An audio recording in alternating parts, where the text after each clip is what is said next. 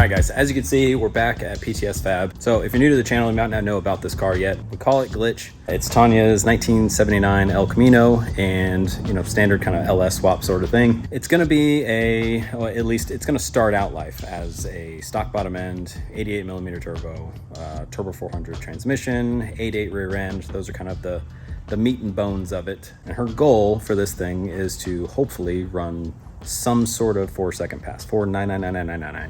As long as it starts with a 4, she'll be happy on the stock bottom end. You'll see in both past videos and future videos, this is going to be a pretty tall order because it's not going to be that light. But anyway, we'll get more into that a little bit later.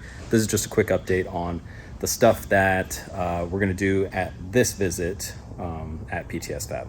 So the last time this car was at PTSFab, it was for the cage work, which turned out completely amazing. Couldn't be happier with the cage.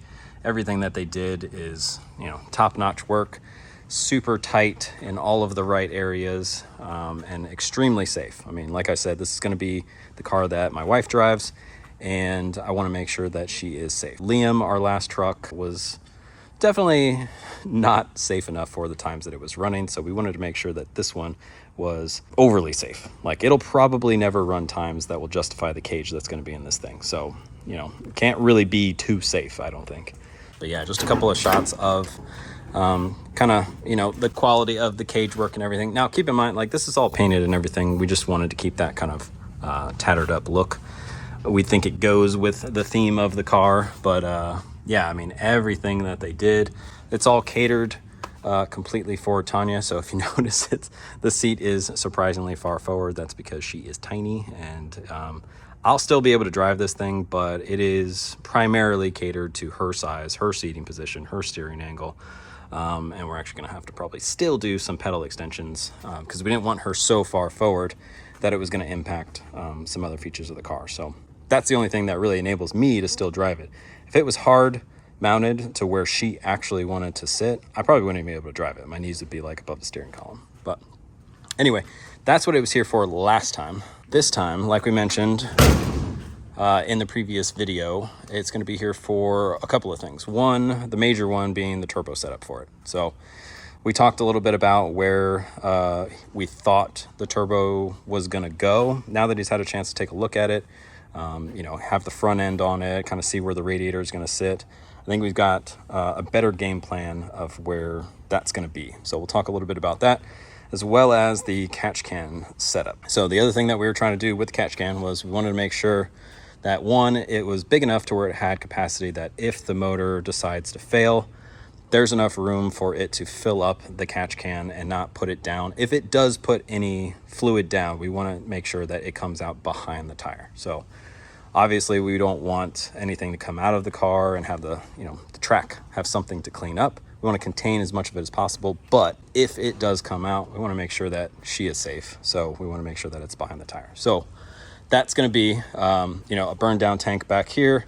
The tank really doesn't have to be back here. We just need to make sure that the outlet, anything that comes out of that tank needs to be behind the rear tires. So what I wanted to do is have a tube come out of here, out of the bedside, or out of somewhere that has, a good amount of air flowing by it, so that we can bring it out in such a way that's going to hopefully help pull out air at high speeds. I don't know how well it's going to work. It may not be a very significant amount.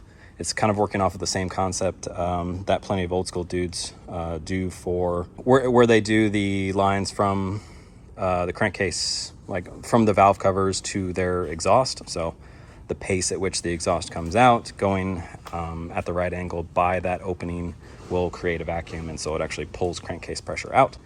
It's working off the same concept, but what I'm hoping is that it's going to be a big enough tube and that 100 miles an hour, 80 miles an hour, or something like that is going to start producing a significant enough low pressure outside the pipe. I don't know if that's going to be the case. We'll see. The other major thing was just going to be mounting the passenger seat.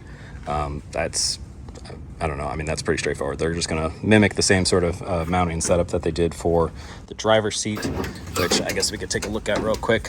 They just kind of made a mounting setup for it, and so they'll probably do something very similar on the other side. All right, so first things first, what has changed since we brought it last week?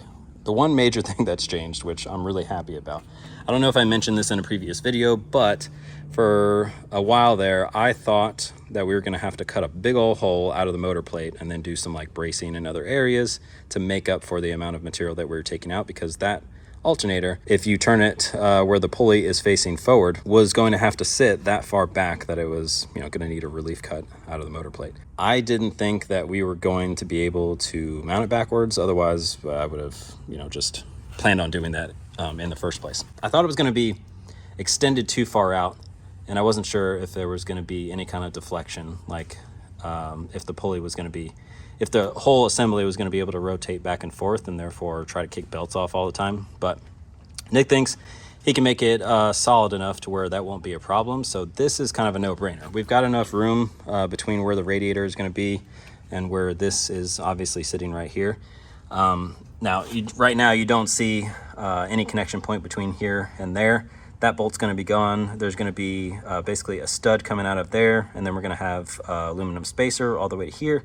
Then there's going to be another stud where we're going to have a pulley right here, and then this bolt will thread into the spacer. So I don't know if I said that right, but basically we're going to have a connection point all the way to the motor. So it's going to be, and then there's going to be another pulley right here to make this pulley setup even better. So what this is basically going to do is it's going to come, let's say, off of the water pump, and then it's going to come up and over this tensioner. It's going to come down here to this new pulley that's going to be right here, so going on the smooth side of the pulley.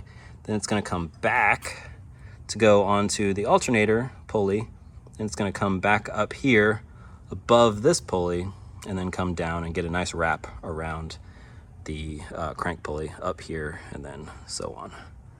So I think it's going to be a lot better, and it solves the problem of having to cut a bunch out of that motor plate. We were worried about structure with the motor plate. So that keeps all of that meat. And so yeah, shouldn't have a problem with that at all. Second thing, turbo setup. I was hoping that we were going to have, you know, something to visually take a look at, but you're just going to have to use your imagination on this round. Maybe we'll have something to physically look at next week, but he did confirm we're probably going to put the turbo right here. It's probably going to be facing kind of like this angle right here, probably mount off of the frame itself up to the center section. And what he'll probably do is he's thinking of trying to offset the radiator as far as he can that way. So we'll hug that frame rail with the radiator so that there's room for you know, some fresh air coming through there directly to the turbo.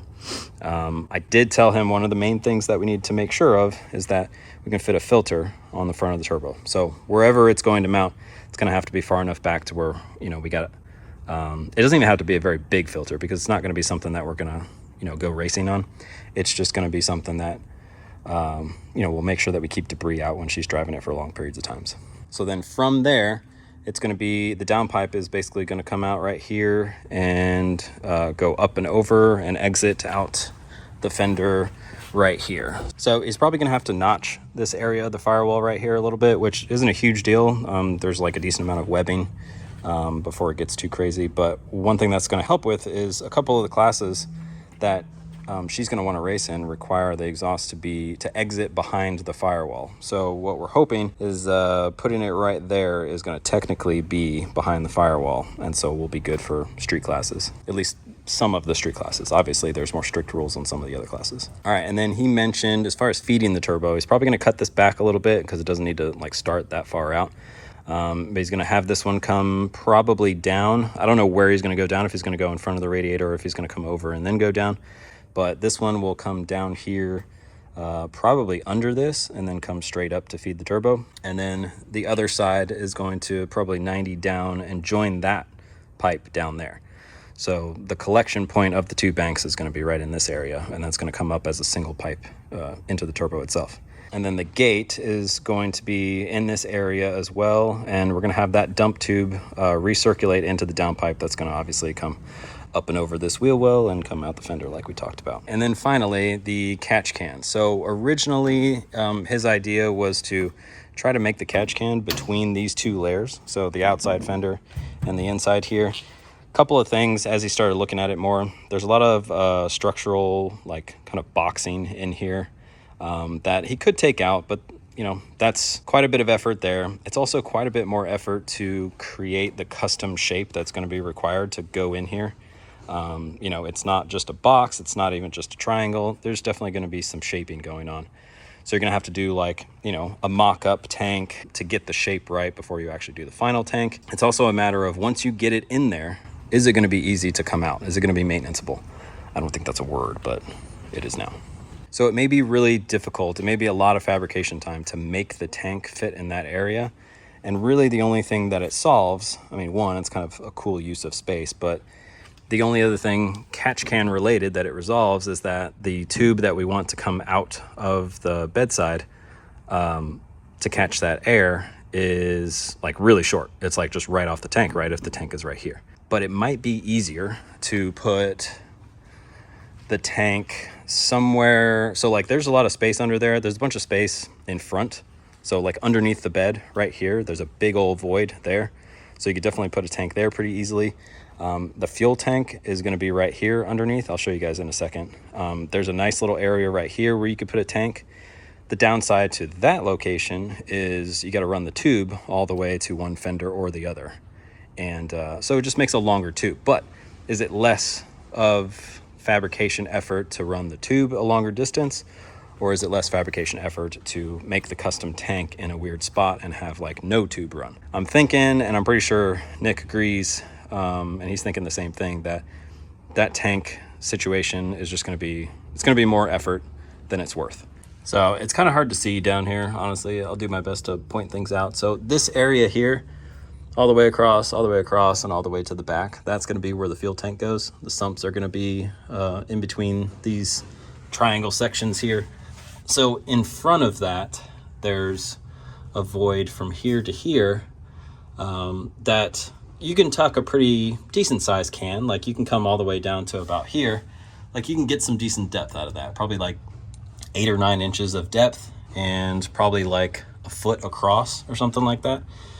So this might be an area that's easy to put the tank itself, and then you'll just have to run the tube up and out to one of the bedsides. So not too sure which one's going to be easiest. There's also a void up front. All right, so then you got this big old void right here. This is in front of the tires, so that's the only downside here, but honestly, it doesn't really matter. You could put a big old tank right up against that face. Easy as hell to mount. Tons of room there. You can make the tank really big, and then just make sure that you run the tube behind the wheels and out the bedside. It should serve the same function, so that's an option as well. And yeah, hopefully next week we'll have more of a decision on that, see which way we want to go, maybe have something mocked up. All right guys, so that's basically it for this one. I just want to keep these updates kind of short and sweet.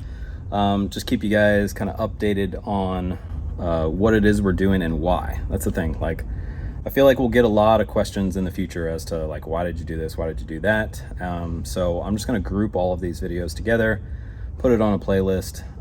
That way you guys can kind of, you know, peruse through and see the genesis of our thoughts, whether it ends up being something really good or it ends up being something bad. At least you guys can see why we were thinking about doing things a certain way. So as of now, that's the plan. Hopefully next week we'll have some progress on some of those plans. And yeah, we'll keep cranking on this thing. So thanks for watching. Like, share, subscribe. I think sharing and comments are really the thing that's helping a lot right now. So please be sure to leave me a comment. Let me know what you think about what our plans are and what you would do differently. All right, guys, we'll see you on the next one.